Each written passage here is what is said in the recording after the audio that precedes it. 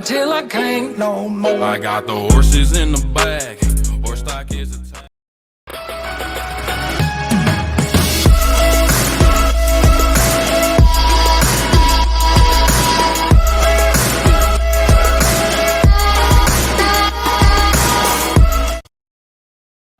Hello guys, welcome to my channel Road to Success. This is part 4 of Relations and Functions video series. So in this video you will learn about what are functions and its definition, what is an image and a pre-image of a function, domain, range and codomain of functions, and representation of functions in various forms. So a lot to learn. So let's get started. So a function is a special type of a relation. So what do we mean? A function relates each element of x to a unique element of y from set x to y. मतलब क्या है कि एक function जो है वो एक unique element of y को ही रिलेट करेगा. हर एलिमेंट जो x सेट से है, जो फर्स्ट सेट से एलिमेंट्स हैं, उनको एक यूनिक एलिमेंट ऑफ y से रिलेट करेगा. ठीक है, जो इसको डेफिनेशन फॉर्म में क्या लिखा हुआ है, let X and Y be two non empty sets. Non empty sets की बात की गई है, नल सेट्स के लिए कोई फंक्शन नहीं होता.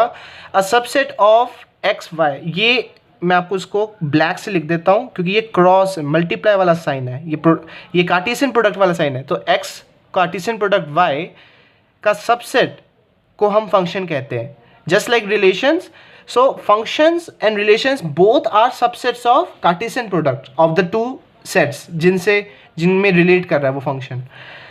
So it is a function from x to y if for each x, I repeat, for each x that belongs to the set x, capital X, there exists a unique y from the set of y such that the ordered pair x y belongs to function. So ordered pair function को belong ऐसे करे जिसमें हर x element के लिए एक unique y element हो साथ में. So इसको हम ऐसे लिखते हैं, function such that x moves from set such that it moves from set A, set x to set y. ठीक है. So basically आप समझ सकते हैं फंक्शन को जस्ट लाइक अ मशीन. सो आप फंक्शन को एक मशीन की तरह समझ सकते हैं जिसमें हम कुछ इनपुट करते हैं, कुछ नंबर्स जो कि हम वेरिएबल x से रिप्रेजेंट करते हैं, और हमें कुछ आउटपुट मिलता है इन नंबर्स जिसको हम वेरिएबल y से रिप्रेजेंट करते हैं. तो फंक्शन कुछ नहीं है, एक मशीन की तरह वर्क करता है. वो एक इनपुट लेता है और उसके कॉरस्पॉन्डिंग एक यूनिक आउटपुट निकालता है. मतलब वो वुड को यूज़ करके टेबल चेयर बनाना, ये एक एग्जांपल आप ले सकते हैं. या आप स्टील को यूज़ करके जो आप कार्स मैन्युफैक्चर करते हैं, जो ऑटोमोबाइल सेक्टर में, वो आप एग्जांपल ले सकते हैं. तो just like that many examples exist कि आप इनपुट करें और आउटपुट. आप ये भी ले सकते हैं इनपुट, जैसे आपको मार्क्स, जब आप पेपर लिखते हैं तो पेपर में आप जब अटैम्प्ट कर रहे हैं, आंसर शीट में जो अपने आंसर्स लिख रहे हैं, वो इनपुट है. और आउटपुट क्या है, चेकिंग के बाद, चेकिंग जो कि एक फंक्शन है, उसके बाद जो आपको मार्क्स मिले वो आपका आउटपुट है. तो आप ऐसे लिख सकते हैं, राइटिंग आंसर्स इन एग्जाम, ये आपका इनपुट है. ठीक है. फंक्शन क्या हो गया, चेकिंग एग्जाम पेपर्स. और चेकिंग के बाद आपको क्या आउटपुट मिलता है, मार्क्स या ग्रेड्स. ठीक है. तो अब इस तरीके से आप समझ सकते हैं कि फंक्शन क्या करता है. ठीक है. मैथमेटिकल लैंग्वेज में फंक्शन एक इनपुट को लेता है और कुछ प्रोसेसिंग करता है और आउटपुट करता है. अब वो प्रोसेसिंग क्या होती है वो वैरी करती है डिपेंडिंग अपॉन कि क्या कंडीशन है, क्या प्रॉपर्टी है. So just like relation, function में भी कुछ ना कुछ कंडीशन, कुछ प्रॉपर्टी होगी जिसके बेसिस पे वर्क करेगा कि कैसे एक्स और वाई रिलेटेड हैं. ठीक है. तो फंक्शन भी एक तरह का रिलेशन ही है, बट एक बहुत यूनिक फॉर्म ऑफ रिलेशन है.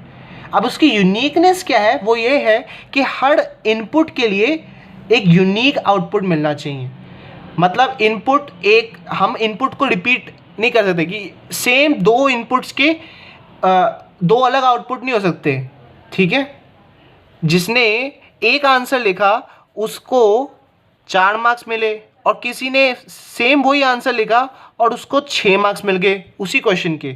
उसने question for example question number 10 attempt किया दोनों बच्चों ने, तो एक ने 10 अटैम्प्ट किया उसको 6 मार्क्स मिल गए, दूसरे ने क्वेश्चन 10 अटैम्प्ट किया उसको 4 मार्क्स मिल गए। सो ऐसा नहीं हो सकता इन फंक्शंस। सो आप इस तरीके से आप आई होप आपको समझ में आ गया होगा कि मैं किस बात में बात कर रहा हूँ।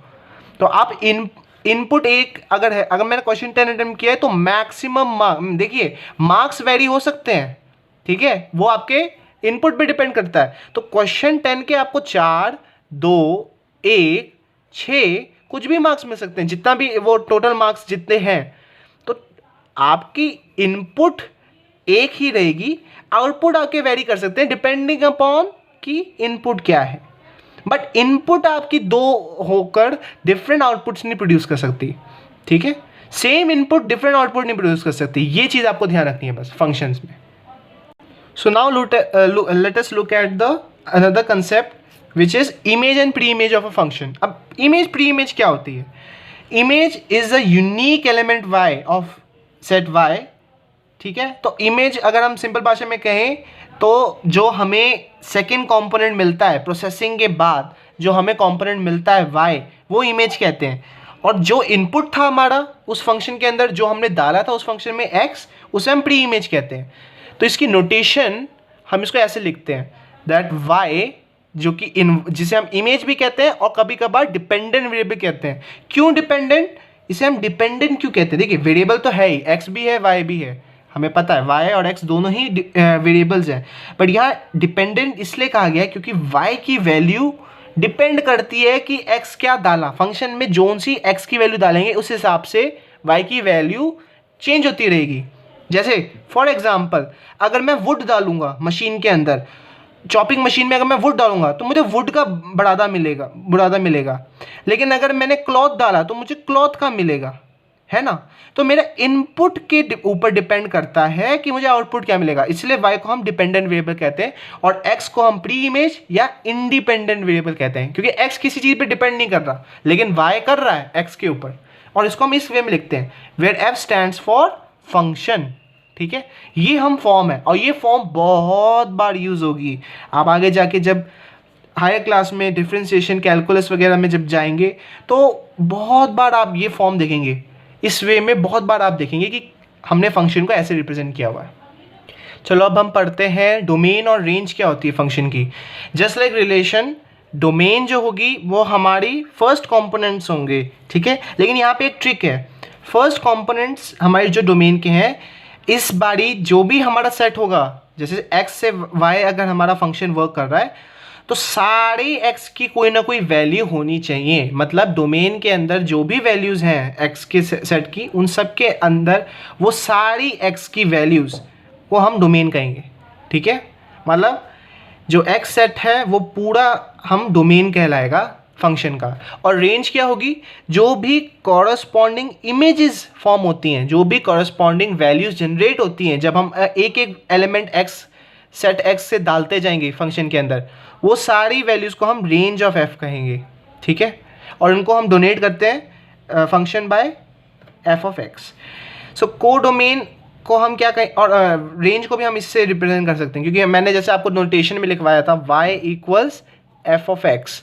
सो y हमारी इमेज है, सो जो भी तो y को ही हम रेंज कह सकते हैं, जो भी डिफरेंट वैल्यूज़ y लेगा।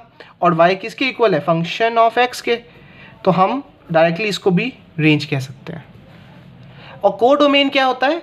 जो दूसरा सेट है, जस्ट लाइक हमारे जैसे हमने रिलेशन में पढ़ा था, जो दूसरा सेट है यानी सेट y के जितने भी एलिमेंट्स होंगे, ठीक है, वो हमारा कोडोमेन होगा इस फंक्शन का। सो ये है डोमेन, रेंज और कोडोमेन ऑफ, ठीक है। तो डोमेन क्या है? जो फर्स्ट सेट है वो हमारा डोमेन होगा, उसके सारे एलिमेंट्स डोमेन में होंगे। सेकेंड सेट के सारे एलिमेंट्स हमारे कोडोमेन में होंगे। और रेंज क्या होगा? जो डिफरेंट वैल्यूज़ आएंगी कॉरस्पॉन्डिंग, जो डिफरेंट इमेजेस आएंगी हर एक एलिमेंट की, जो सेट ए से लिया गया है फंक्शन में डाला गया है, वो हमारा रेंज होगा, ठीक है. So let us consider this illustration to understand more about functions. तो अब तक हमने जो definitions और rigid चीज़ें पढ़ी उनको अब हम practice में लेके आते हैं with this example. So let x be a set of 1 2 3 4 elements and y be a set of 0 1 2 3 5 7 and 9. ठीक है, ये 7 है. So check whether the following functions are a function from x to y. तो हमें ये check करना है कि क्या ये एक्चुअल में फंक्शन है या नहीं. तो देखिए हमें दो चीज़ें चेक करनी है. पहली चीज़, each element of x has a unique image in y. तो हर x सेट के एलिमेंट की एक यूनिक इमेज होनी चाहिए. तो यूनिक का मतलब क्या, वो हमारा सेकंड बता देता है पॉइंट कि no element of x has two different image. Unique मतलब क्या कि x किसी भी x के एलिमेंट की दो डिफरेंट इमेजेस नहीं होनी चाहिए. तो अब हम देखते हैं कि हमारे कौन कौन से फंक्शंस एक्चुअल में x टू y होल्ड करते हैं. सो पहला फंक्शन है 1 1 2 0 3 7 एंड 4 9. सो पहला चेक करते हैं फर्स्ट एलिमेंट्स. 1 सेट ए से है, 1 सेट x से है, 2 सेट x से है, 3 सेट x से है, 4 सेट x से. तो सारे जितने भी हैं कंपोनेंट्स x सेट के, वो सारे उन सब की कोई ना कोई इमेज है. ठीक है, तो दैट मीन्स, और वो सारी इमेजेस जो हैं ये देखिए 1 0 3 9 ये सारी y सेट में से ही ली गई हैं. That means function 1 is indeed a function from x to y. Second function देखते हैं 1 1. ठीक है, फ्रॉम 1 टू 1. ठीक है, सेकेंड से भी 1. ठीक है, थर्ड से 7th. ठीक है, फोर्थ से 9th. सो इसमें भी देखिए, अगर आपको इसमें लगेगा कि देखिए यहाँ 1 रिपीट हो रहा है, देखिए रिपीटिशन सेकेंड प्लेस में अलाउड है. देखिए सेम इनपुट से डिफरेंट आउटपुट्स निकल सकते हैं. जैसे अगर आप रियल लाइफ में देखें कि आप वुड से आप बहुत चीज़ें बना सकते हैं. आप सोफ़ा बना सकते हैं, आप टेबल बना सकते हैं, आप वॉल क्लॉक बना सकते हैं वुडन फ्रेम के साथ, आप बहुत कुछ बना सकते हैं. So just like that functions में भी ऐसा ही रूल लगता है कि देखिए यहाँ पे हमारी दो डिफरेंट एलिमेंट्स हैं x के, एक 1 और एक 2, लेकिन उनकी जो इमेजेस हैं वो दोनों सेम हैं. तो ऐसा हो सकता है. So this is acceptable. So आपको सिर्फ ध्यान ये रखना है कि फर्स्ट कंपोनेंट्स रिपीट ना हो. ठीक है, सेकंड कंपोनेंट्स के आपको ये ध्यान रखना है बस कि वो सेट y से होने चाहिए, बस, और कुछ नहीं ध्यान रखना. सेकंड कंपोनेंट्स में सिर्फ एक चीज़ ध्यान रखनी है कि वो सेट y से हो. ठीक है, जो सेकंड सेट है, जिस सेट से जिस सेट जा रहा है उस सेट से हो. बाकी चाहे रिपीट हो रहे हैं, कुछ हो रहा है, इट डजेंट मैटर. उसके बाद आपको सिर्फ फर्स्ट कंपोनेंट पे ध्यान देना है कि हर फर्स्ट कंपोनेंट जो कि सेट x है उसकी कोई ना कोई इमेज होनी चाहिए. ठीक है, और वो जो फर्स्ट कंपोनेंट है उसकी एक ही इमेज होनी चाहिए. मतलब 1 1 है तो 1 2 हो, दिस विल बी रॉन्ग. ठीक है, लेकिन 1 1 2 1 इट कैन बी, क्योंकि जैसे मैंने आपको एग्जांपल बताया वुड का, ऐसी मेटल का भी एग्जांपल ले लो. हम मेटल से कितनी चीज़ें बना सकते हैं, कंप्यूटर्स, टैबलेट्स, कार्स, मशीन्स, कितनी चीज़ें बना सकते हैं हम उसी मेटल, उसी स्टील से. सो सेम इनपुट से different outputs can be possible and similar outputs can be possible. ठीक है, सो 1 से भी 1 1 एंड 2 1 ये ऑर्डर पेयर भी फंक्शंस में आ सकता है and this is a function. Third देखते हैं 1 1 2 0 4 5. अब देखिए यहाँ पे ये फंक्शन नहीं है.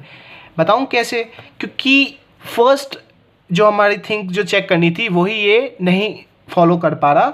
Each element of x has a unique image. यहाँ ईच एलिमेंट की x की यूनिक इमेज नहीं है, क्योंकि यहाँ देखिए 3 जो इनपुट है वो यूज़ ही नहीं किया गया है. तो this is not a function, this is not a function. Fourth देखते हैं 1 1 1 0. अब देखिए यहाँ देखिए दोनों में 2 बार इनपुट रिपीट कर दिया, ऐसा नहीं हो सकता. फंक्शंस में एक तो हर एलिमेंट की इमेज होनी चाहिए. देखिए 1 2 3 4 सबकी इमेज है, बट यहाँ पे रिपीटेशन नहीं हो सकता. सेम कंपोनेंट ऑफ x की दो इमेजेस नहीं हो सकती. No element of x has two different images. तो यहाँ दो डिफरेंट इमेजेस आ रही हैं, so this is also not a function.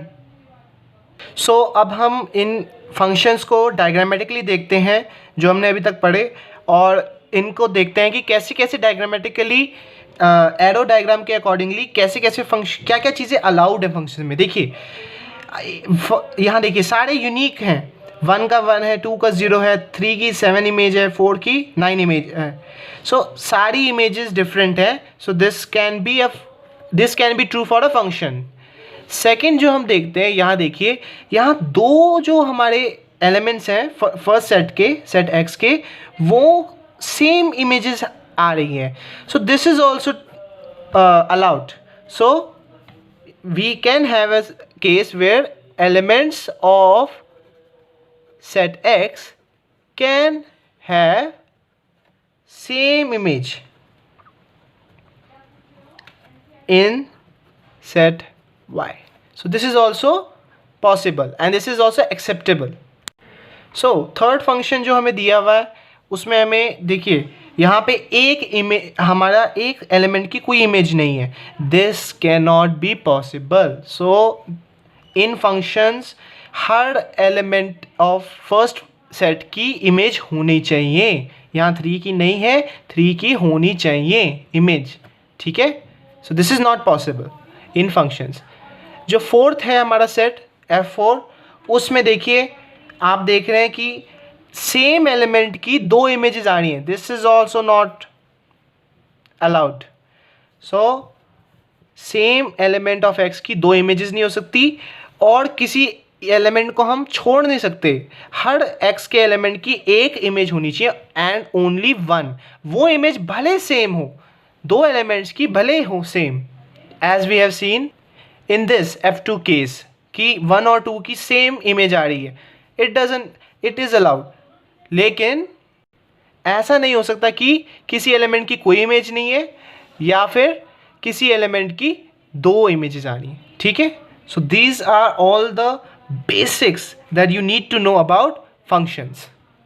So now let us look at the representation of functions. तो functions को हम just like हमने set theory में roster form और builder form में करना सीखा था, sets को represent और relations को represent, वैसे ही हम functions को भी roster और builder form में हम represent कर सकते हैं. तो example अगर मैं दूँ तो हम कह सकते हैं कि x set है 0 2 3 का और y सेट है 1 3 and 5 का.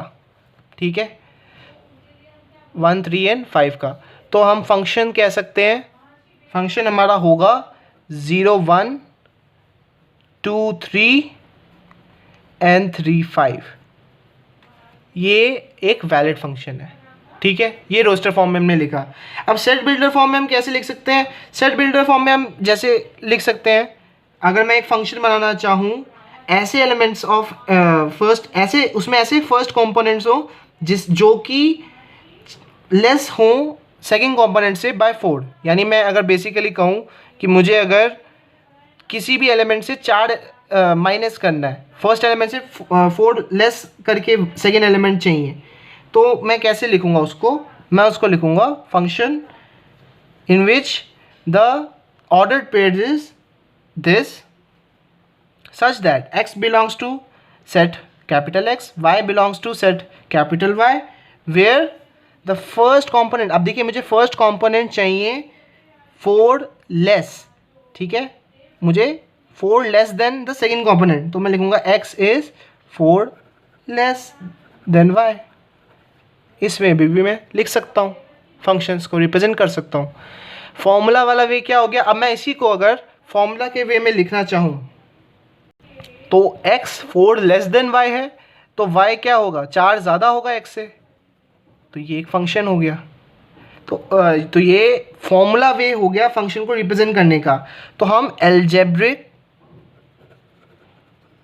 इक्वेशंस को यूज़ कर सकते हैं to represent functions.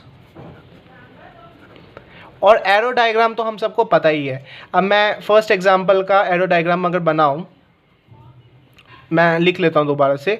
x set है हमारा 0 2 3 का, y सेट है हमारा 1 3 5 का, और हमारा फंक्शन हमने जो बनाया था वो है 0 1 2 3 एंड 3 5। तो इसको अगर मैं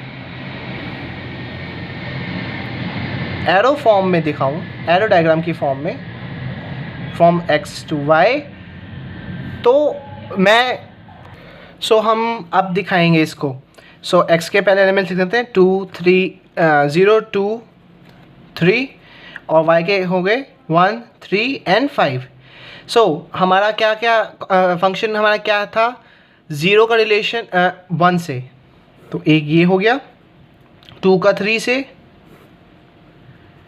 और 3 का 5 से। ये हमने एरो डायग्राम से इस फंक्शन को रिप्रेजेंट कर दिया। This is all for this video. And एक और रिप्रेजेंटेशन होती है फंक्शंस की जो कि ग्राफिक रिप्रेजेंटेशन होती है, but that is a topic which will include a whole video time. उसको मैं नेक्स्ट वीडियो में आपको दिखाऊंगा जो कि ग्राफिक रिप्रेजेंटेशन होती है, ठीक है। This is all for today. I hope you like this video. If you like it, please hit the like button and share it with your friends. And if you haven't subscribed to my channel, please subscribe to it. See you soon. Bye bye.